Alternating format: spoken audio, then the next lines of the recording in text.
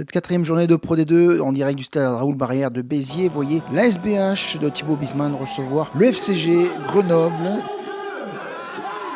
Deux équipes avec un début de saison plutôt manqué, une victoire, un match nul, une défaite pour les Isérois. Tout simplement aucun succès pour les Héroltais. Stéphane Glas en tribune, le coach des Alpins. Et un début de rencontre plutôt intéressant malgré ce score de 0-0. Enzo Selponi, l'ancien de la maison catalane, va se faire marquer en premier avec une pénalité lointaine. Évidemment, les fautes au sol sont toujours aussi nombreuses avec les consignes de ce début de saison et quelques maladresses. Il y a tout de même une action intéressante avec Bess qui va servir TDR, Tristan TDR, l'un des grands bonhommes de cette rencontre, qui va servir au pied. Plazy qui va donner à l'aveugle. Troisième ligne, Beats, le troisième ligne qui permet à l'action de poursuivre. Puis Thibaut Bisman va servir son talonneur Pinto Ferrer. On est tout proche de la ligne et Thibaut Bisman a feinté la passe à son ailier pour aller marquer tout seul ce premier essai de la rencontre, 5-3 avant transformation. Alors, on va revoir cette action qui peut durer dans le temps avec les avants, les trois quarts et puis l'expérimenté demi de mêlée Thibaut Bisman, formé évidemment à Béziers, qui va jouer le petit côté et se faire la belle face à la deuxième ligne pour donner donc ses points d'avance à l'SBH. Malheureusement, le premier essai est aussi accompagné de conditions climatiques déplorables. Il va pleuvoir beaucoup sur l'Hérault et forcément le match va être encore un peu plus haché et les fautes vont se payer cash.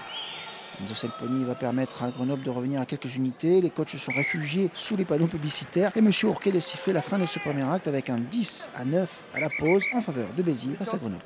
Dans le deuxième acte, c'est plutôt Béziers qui va dominer, mais Béziers sera encore à la faute. Et Enzo Selponi poursuit pour l'instant sa très bonne performance dans l'occupation et surtout face au poteau avec un mano à mano au score, 12-10, vous le voyez, pour le FCG.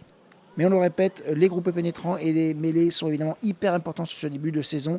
Les joueurs de David Ocagne l'ont bien compris, ils dominent leur vis-à-vis, ils prennent leurs responsabilités, ils provoquent des fautes et Tristan Teder, prêté par le stade toulousain, récompense la relative maîtrise des hommes de David Ocagne.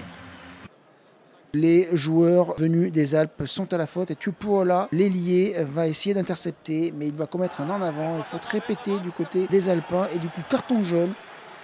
Ça va libérer des espaces et surtout les Grenoblois vont subir. Et Tristan Teder, le joueur prêté par le Stade Toulousain, le Sud-Africain, va encore un peu plus accroître l'écart au score. On va passer à 19-12. Il n'y aura pas d'essai encore dans cette deuxième mi-temps, mais des fautes et encore des fautes. Toujours sanctionnées par la botte de Tristan Teder.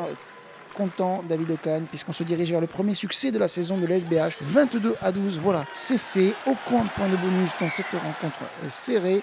Les coéquipiers de Jonathan Bess peuvent partir en vacances avec enfin un premier succès dans leur escarcelle quand les Grenoblois, qui avaient un bilan à l'équilibre, voient une deuxième défaite cette saison.